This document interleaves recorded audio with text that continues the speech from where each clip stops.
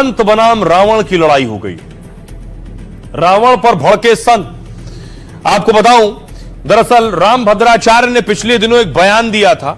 रामभद्राचार्य ने कहा था मिनी पाकिस्तान पश्चिमी उत्तर प्रदेश को।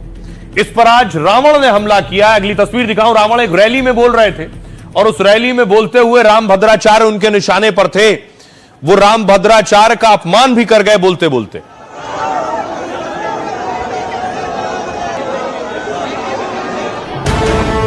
प्रसिद्ध कथावाचक जगत गुरु रामभद्राचार्य के एक बयान ने यूपी ही नहीं देश की सियासत में खलबली मचा दी है।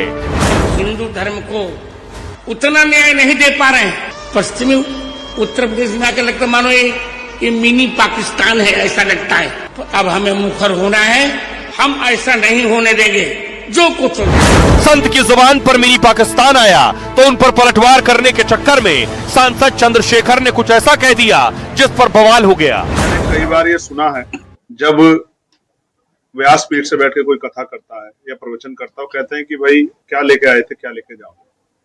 जो अच्छे कर्म इस जन्म में करोगे उसी का फल अगले जन्म में मिलेगा। तो रामभद्राचार्य जी को अगर आंख नहीं दी कुदरत ने, तो उन्होंने कितने बुरे कर्म पिछले जन्म में किए थे।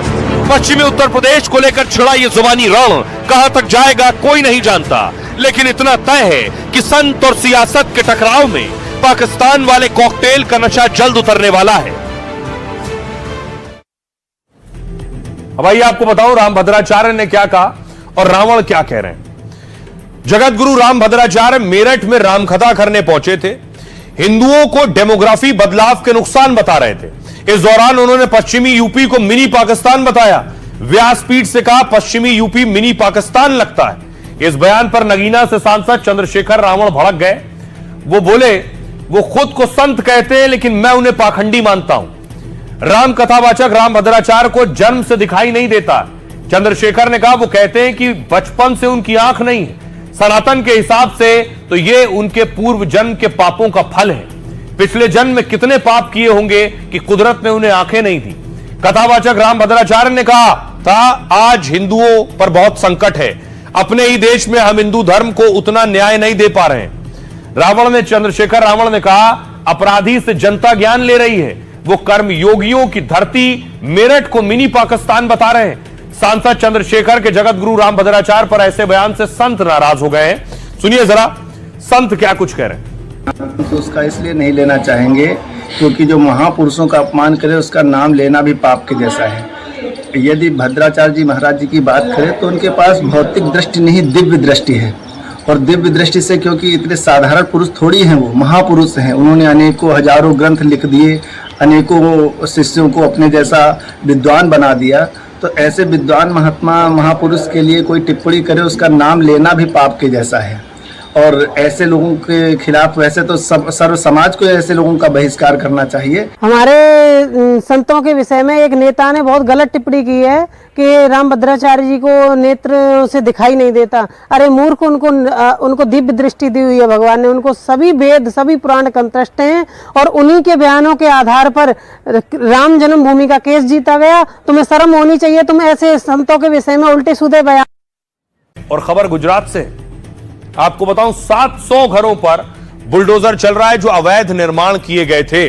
उन घरों पर यह तस्वीर आप देख रहे हैं, दर्जन भर बुलडोजर मंगाए गए हैं और 700 मकान जो बने हुए थे उन पर यह बुलडोजर कार्रवाई हो रही है।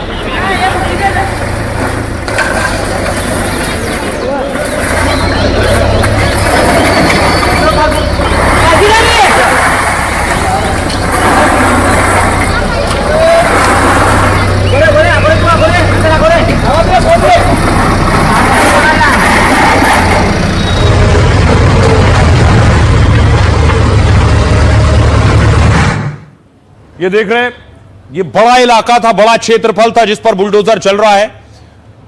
700 मकान थे, अवैध तरीके से बनाए गए थे।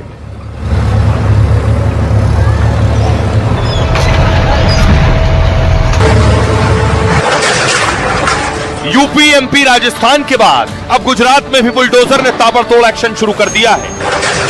अहमदाबाद में 2500 घर गिराने के बाद अब गांधीनगर में अवैध निर्माण पर बुलडोजर दहाड़ मार रहा है। गांधीनगर में प्रशासन के सरकारी बुलडोजर ने सैकड़ों मकानों को जमींदोज कर दिया। और बुलडोजर की इस कार्रवाई ने पूरे गुजरात को सीधा मैसेज दे दिया है कि अगर अब अवैध निर्माण किया तो हिसाब बुलडोजर करेगा। अब भाई आपको बताऊं, 700 घर एक साथ बने। जिस वक्त निर्माण हो रहा था उस वक्त रोका जाना चाहिए था। अब इन पर चल रहा है बुलडोजर। 700 घर हैं जिस पर बुलडोजर चल रहा है। ये घर साबरमती नदी के किनारे अवैध तरीके से बनाए गए थे। यहां पर नदी के किनारे सरकारी जमीन पर कब्जा किया गया और फिर इस अवैध जमीन पर सैकड़ों घर बना दिए गए। प्रशासन ने कई बार मकान मालिकों को नोटिस जारी किया, लेकिन नोटिस के बाद भी किसी ने अवैध निर्माण नहीं हटाया। इसके बाद आज सुबह 4 बजे प्रशासन बुलडोजर लेकर पहुंचा। 20 बुलडोजर लगाकर अवैध निर्माण को जमींदोज कर दिया गया। मकानों का मलबा हटाने के लिए भी 45 डंपर्स लगाए गए। इस कार्रवाई के लिए नगर निगम ने 20 अलग अलग टीम बनाई थी। इलाके में सुरक्षा के लिए 500 से ज्यादा जवानों की तैनाती की गई। बुलडोजर कार्रवाई के दौरान एक जगह थोड़ा विरोध जरूर देखने को मिला। बुलडोजर एक्शन रोकने के लिए सैकड़ों लोग सड़क पर उतर आए। अफरा तफरी के दौरान एक बुलडोजर भी लोगों ने पलट दिया था। काफी देर तक बवाल हुआ, हालांकि पुलिस ने हालात नियंत्रित किए। प्रशासन के मुताबिक 1000 करोड़ की जमीन खाली कराई गई है। फिलहाल इस कार्रवाई के बाद इलाके में बुलडोजर की दहशत है। आइए आपको सुनवाता हूं, सुनिए जरा क्या कुछ कह रहे हैं एसपी। साबरमती नदी किनारे आज सुबह 4 बजे से गांधीनगर म्युनिसिपल कॉर्पोरेशन और R&B डिपार्टमेंट द्वारा अलग अलग टीम बना के दबान हटाने का कार्यवाही चल रहा है। इस दबान हटाने के कार्यवाही में लगभग 20 टीम कॉर्पोरेशन और R&B की तरफ से है एंड 700 के ऊपर पुलिस अधिकारी और कर्मचारी तैनात है। अभी तक 150 के ऊपर दबान हटाया गया। कुल 700 दबान है, ये अगले 1-2 दिन में हटाया जाएगा। ये कुल एरिया मिला के 1 लाख स्क्वायर मीटर्स की एरिया है, जिसकी बाजार भाव आज की तारीख में 1000 करोड़ के ऊपर है। और आइए खबरों में आगे बढ़ते हैं। आज की एक और खबर है, आपको लिए चलता हूं। अभी भी बाढ़ बारिश से कई इलाकों में मुश्किल है। बादल फाड़ तबाही से हाहाकार है। एक और तस्वीर सामने आई, सबसे पहले मैं आपको दिखाऊं। बीजेपी के सांसद, पीएम मोदी के सांसद अनिल बलूनी को आप देख रहे हैं, उत्तराखंड में थे। उसी वक्त देखिए ऊपर से लैंडस्लाइड हुई।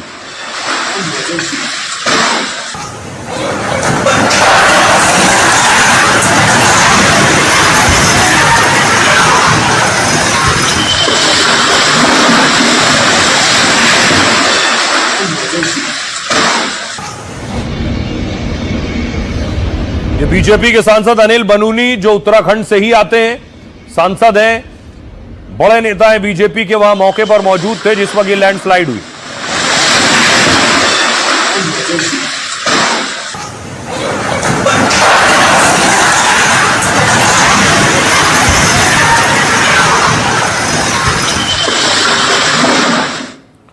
दूसरी तस्वीर उत्तराखंड की देख रहे हैं। चमोली में आज बादल फटा है। इस बार बरसात के मौसम में एक के बाद एक बादल फटने की उत्तराखंड और हिमाचल से बहुत सी ऐसी तस्वीरें और खबरें आई।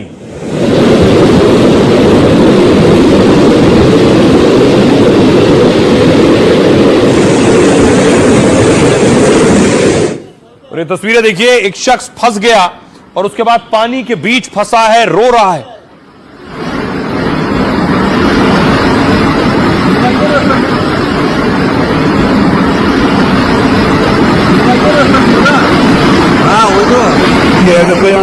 अब आइए आपको बताऊं उत्तराखंड में हालात क्या है, बादल फटने के बाद क्या जानकारी आ रही है। उत्तराखंड में 2 दिन में दूसरी बार बादल फट गया है। चमोली के 3 गांवों में बादल फटने की खबर है। बादल देर रात फटा जब लोग अपने घरों में सो रहे थे।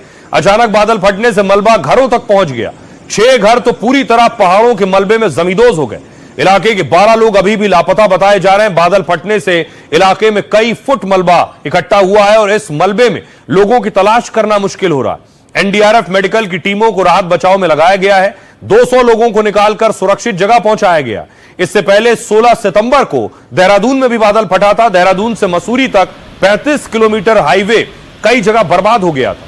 मसूरी में तीसरे दिन यानी आज भी 2500 पर्यटक फंसे हुए हैं। फिलहाल चमोली और देहरादून में रेस्क्यू अभियान जारी है। उत्तराखंड में 48 घंटे में का मौसम विभाग ने हाई अलर्ट भी जारी किया है। सुनिए जरा क्या कुछ कह रहे हैं स्टेट डिजास्टर के अधिकारी। मौसम की बात है, मौसम विभाग ने पहले येलो अलर्ट जारी किया था, बाद में कुछ समय पहले ही रेड और ऑरेंज अलर्ट चेंज हुआ वो, और जब रेड अलर्ट हुआ उसके बाद बरसात भी हुई और सब चीजें हुई। रात का समय था और उस कारण से बहुत तेज गर्जना भी हुई वहां पर। और गर्जना के बाद लोग अपने घरों से बाहर निकल आए थे। तो अधिकांश लोग तो घरों से बाहर निकल आए थे, वो तो सुरक्षित हैं पूरी तरह से। जो लोग नहीं निकल पाए थे उनको दिक्कत हुई है, वो लोग लापता चल रहे हैं। हमें उम्मीद करते हैं कि आसपास के क्षेत्रों में होंगे या कहीं होंगे, उनको खोजबीन का काम किया जा रहा है।